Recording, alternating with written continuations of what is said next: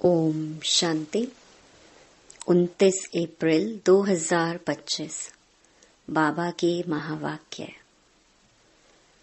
मीठे बच्चे, यह तुम्हारा बहुत अमूल्य जन्म है।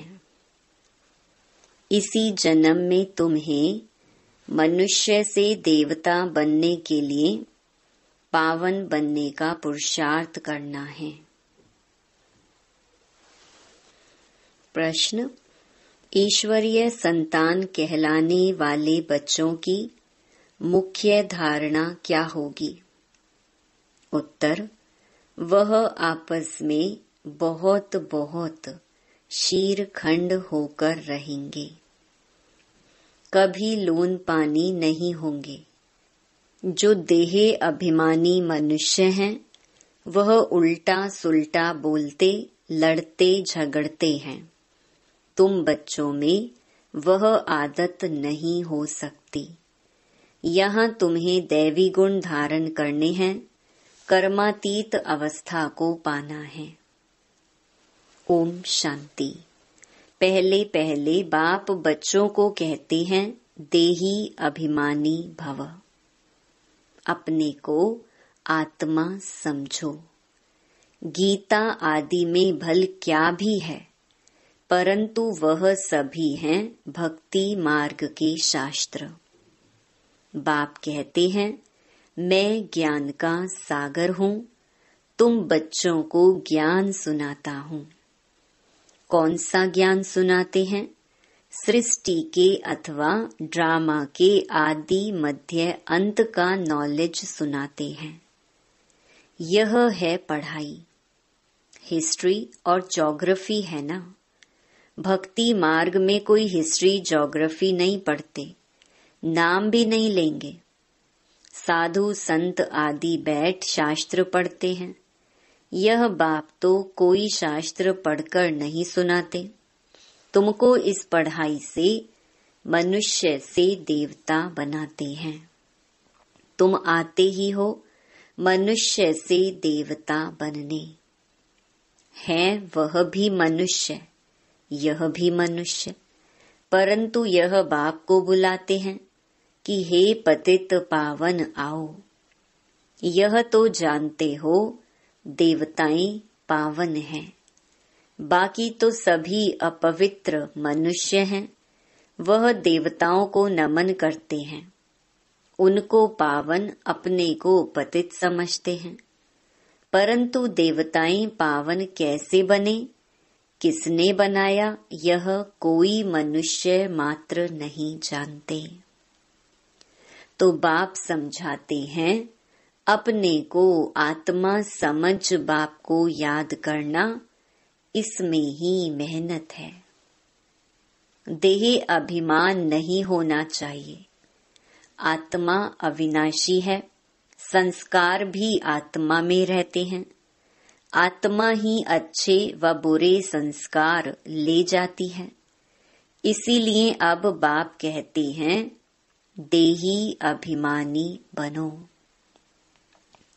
अपनी आत्मा को भी कोई जानते नहीं है। जब रावण राज्य शुरू होता है तो अंधियारा मार्ग शुरू होता है। देह अभिमानी बन जाते हैं। बाप बैठ समझाते हैं कि तुम बच्चे यहाँ किसके पास आए हो? इनके पास नहीं, मैंने इनमें प्रवेश किया है। इनके बहुत जन्मों के अंत का यह पतित जन्म है। बहुत जन्म कौन से, वह भी बताया। आधा कल्प है पवित्र जन्म, आधा कल्प है पतित जन्म। तो यह भी पतित हो गया। ब्रह्मा अपने को देवता व ईश्वर नहीं कहता। मनुष्य समझते हैं प्रजापिता ब्रह्मा देवता था, तब कहते हैं ब्रह्मा देवताय नमः। बाप समझाते हैं, ब्रह्मा जो पतित था, बहुत जन्मों के अंत में वह फिर पावन बन देवता बनते हैं। तुम हो बीके, तुम भी ब्राह्मण, यह ब्रह्मा भी ब्राह्मण।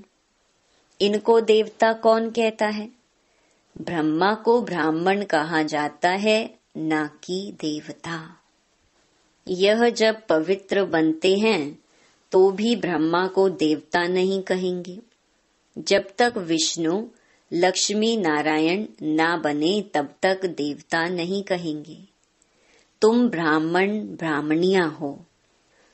तुमको पहले पहले शूद्र से ब्राह्मण, ब्राह्मण से देवता बनाता हूँ। यह तुम्हारा अमूल्य हीरे जैसा जन्म कहा जाता है। भल कर्म भोग तो होता ही है। तो अब बाप कहते हैं, अपने को आत्मा समझ मुझ बाप को याद करते रहो। यह प्रैक्टिस होगी तब ही विकर्म विनाश होंगे। देहधारी समझा तो विकर्म विनाश नहीं होंगे। आत्मा ब्राह्मण नहीं है, शरीर साथ है, तब ही ब्राह्मण फिर देवता शूद्र आदि बनते हैं। तो अब बाप को याद करने की मेहनत है। सहज योग भी है। बाप कहते हैं सहज ते सहज भी है।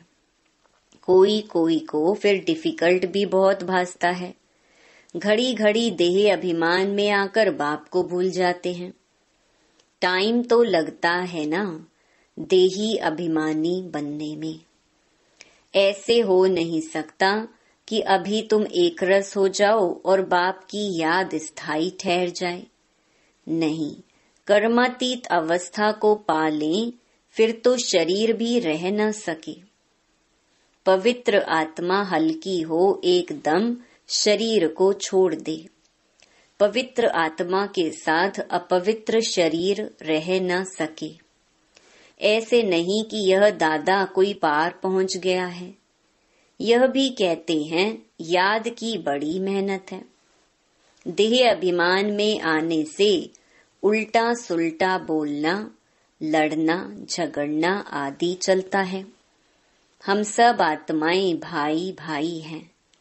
फिर आत्मा को कुछ नहीं होगा। देह अभिमान से ही रोला हुआ है। अब तुम बच्चों को देही अभिमानी बनना है।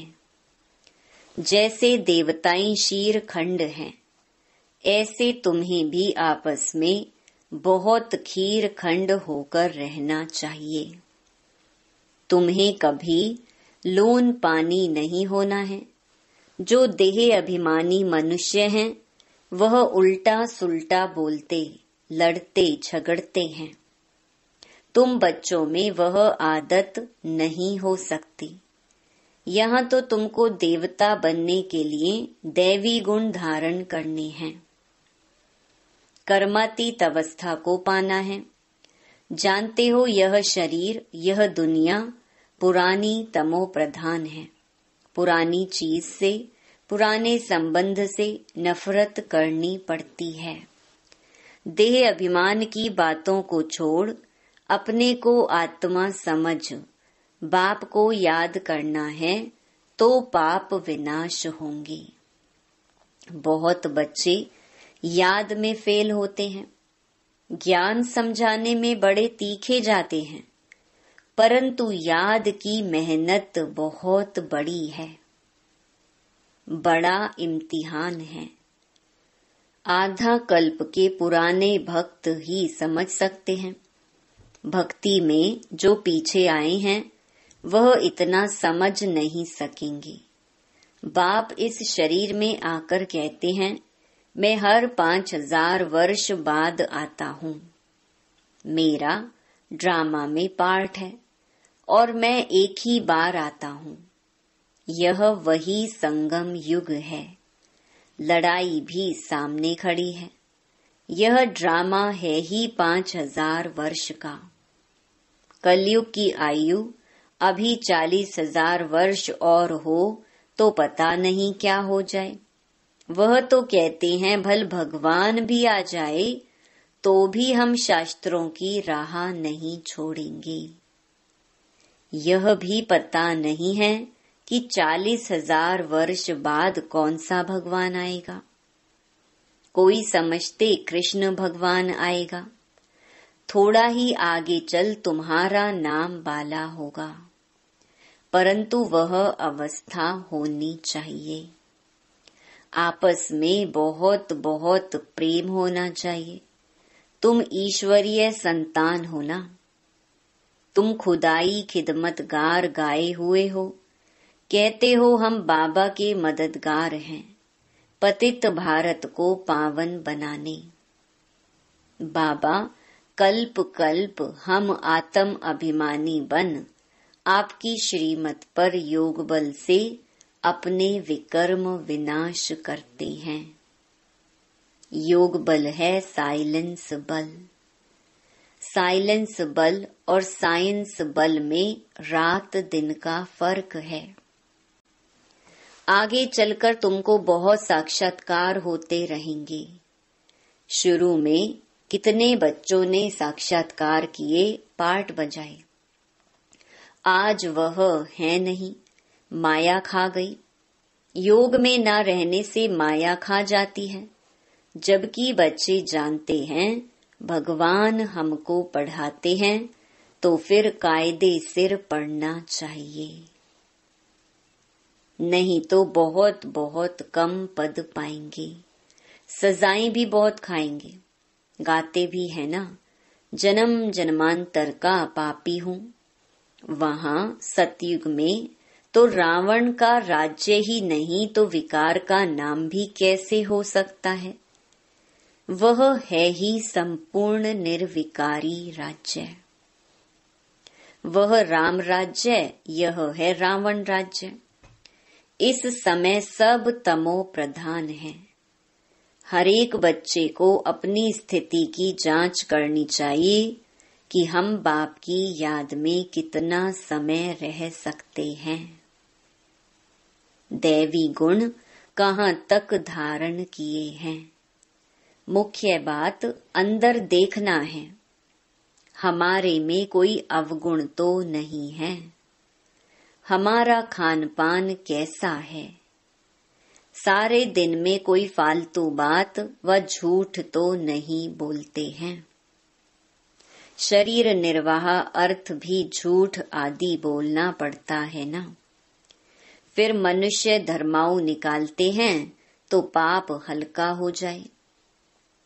अच्छा कर्म करते हैं तो उसका भी रिटर्न मिलता है। कोई ने हॉस्पिटल बनवाया तो अगले जन्म में अच्छी हेल्थ मिलेगी। कॉलेज बनवाया तो अच्छा पढ़ेंगे, परंतु पाप का प्रायश्चित क्या है। उसके लिए फिर गंगा स्नान करने जाते हैं। बाकी जो धन दान करते हैं तो उसका दूसरे जन्म में मिल जाता है।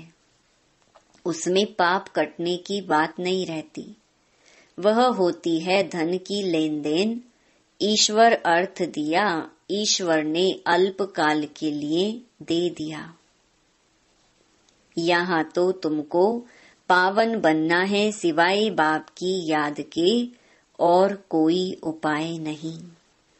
पावन फिर पतित दुनिया में थोड़े ही रहेंगे।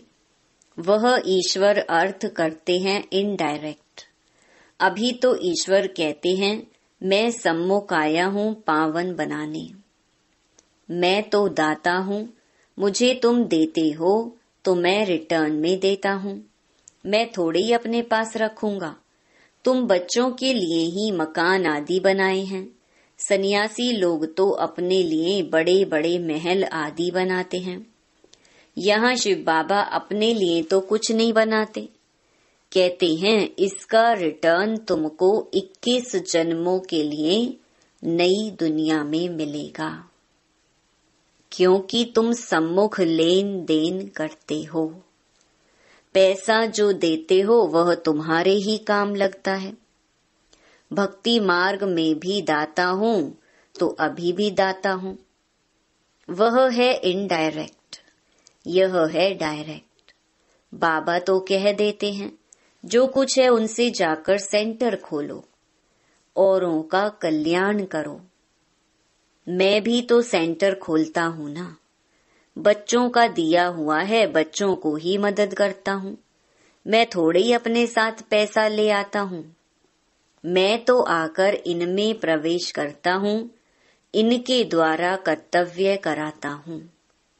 मुझे तो स्वर्ग में आना नहीं है, यह सब कुछ तुम्हारे लिए है। मैं तो अभोक्ता हूँ, कुछ भी नहीं लेता हूँ। ऐसे भी नहीं कहता हूँ कि पांव पड़ो। हम तो तुम बच्चों का मोस्ट ओबीडियंट सर्वेंट हूँ। यह भी तुम जानते हो, वही मात पिता बंधु सखा सब कुछ है, सो भी निराकार है। तुम कोई गुरु को कब त्वमेव माता पिता नहीं कहेंगे। गुरु को गुरु, टीचर को टीचर कहेंगे। इनको माता पिता कहते हो। बाप कहते हैं, मैं कल्प कल्प एक ही बार आता हूँ। तुम ही 12 मास बाद जयंती मनाते हो, परंतु शिव बाबा कब आया, क्या किया, यह किसको भी पता नहीं है। ब्रह्मा विष्णु शंकर के भी ऑक्यूपेशन का पता नहीं, क्योंकि ऊपर में शिव का चित्र उड़ा दिया है। नहीं तो शिव बाबा करन करावन हार है, ब्रह्मा द्वारा कराते हैं। यह भी तुम बच्चे जानते हो, कैसे आकर प्रवेश कर और करके दिखाते हैं। गोया खुद कहते हैं तुम भी ऐसे करो। एक तो अच्छी रीति पढ़ो, बाप को याद करो, दैवी गुण धारण करो।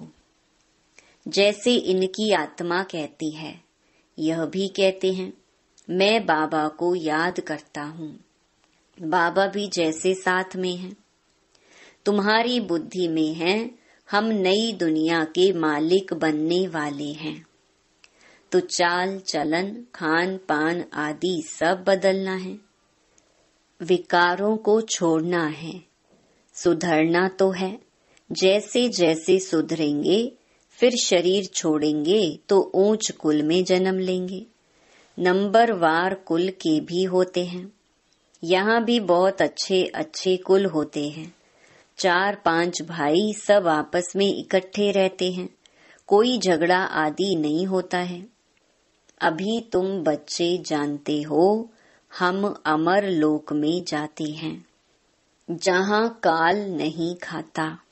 डर की कोई बात नहीं। यहाँ तो दिन प्रतिदिन डर बढ़ता जाएगा, बाहर निकल नहीं सकेंगे। यह भी जानते हैं, यह पढ़ाई कोटों में कोई ही पढ़ेंगे। कोई तो अच्छी रीति समझते हैं, लिखते भी हैं, बहुत अच्छा है। ऐसे बच्चे भी आएंगे जरूर।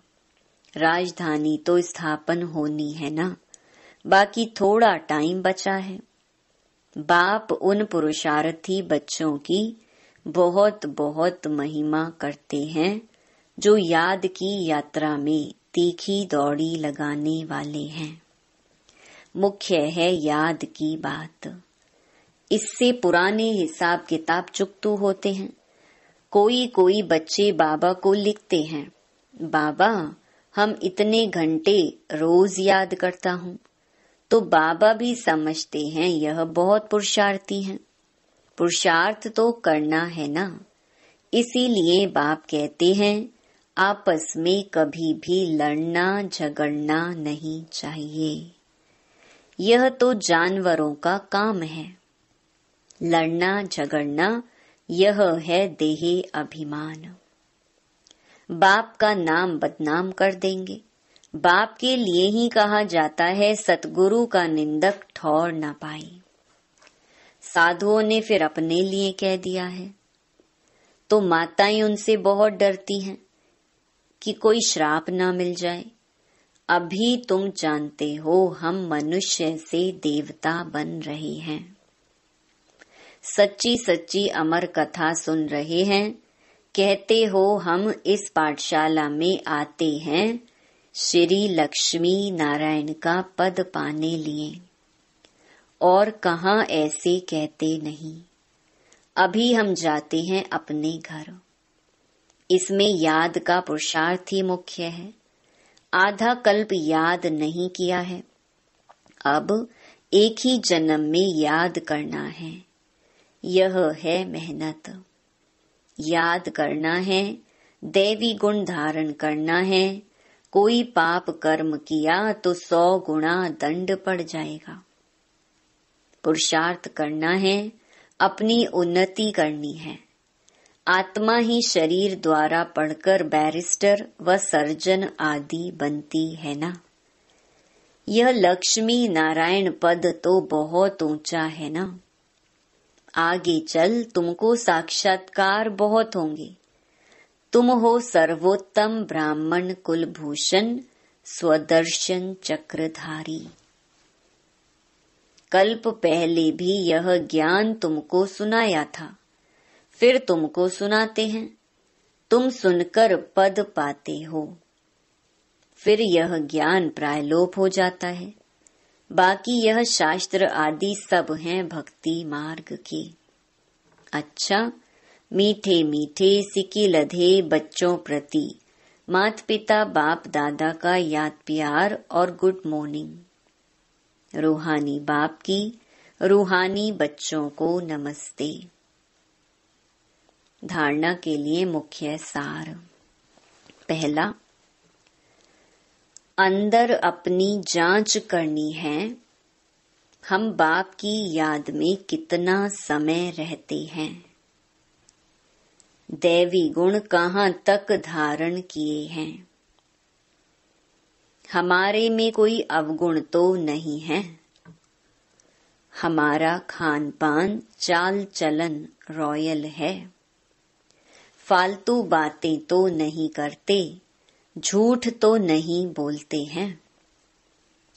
दूसरा, याद का चार्ट बढ़ाने के लिए अभ्यास करना है। हम सब आत्माएं भाई भाई हैं। देह अभिमान से दूर रहना है। अपनी एकरस स्थिति जमानी है, इसके लिए टाइम देना है। वरदान, 5 तत्वों और 5 विकारों को अपना सेवाधारी बनाने वाले। माया जीत स्वराज्य अधिकारी भव। जैसे सतयुग में विश्व महाराजा व विश्व महारानी की राजाई ड्रेस को पीछे से दास दासियां उठाते हैं, ऐसे संगम युग पर आप बच्चे जब मायाजीत स्वराज्य अधिकारी बन टाइटल्स रूपी ड्रेस से सजे सजाए रहेंगे, तो ये 5 तत्व और 5 विकार आपकी ड्रेस को पीछे से उठाएंगे, अर्थात अधीन होकर चलेंगे। इसके लिए दृढ़ संकल्प की बेल्ट से टाइटल्स की ड्रेस को टाइट करो। भिन्न भिन्न ड्रेस और श्रृंगार के सेट से सज धज कर बाप के साथ रहो, तो यह विकार व तत्व परिवर्तन हो सहयोगी सेवाधारी हो जाएंगे। स्लोगन, जिन गुणों व शक्तियों का वर्णन करते हो उनके अनुभवों में खो जाओ। अनुभव ही सबसे बड़ी अथॉरिटी है। अव्यक्त इशारे, कंबाइंड रूप की स्मृति से सदा विजयी बनो। स्वयं को बाप के साथ कंबाइंड समझने से विनाशी साथी बनाने का संकल्प समाप्त हो जाएगा, क्योंकि सर्वशक्तिमान साथी है। जैसे सूर्य के आगे अंधकार ठहर नहीं सकता, वैसे सर्वशक्तिमान के आगे माया का कोई भी व्यर्थ संकल्प भी ठहर नहीं सकता। कोई भी दुश्मन वार करने के पहले अकेला बनाता है, इसीलिए कभी अकेले नहीं बनो। अच्छा, ओम शांति।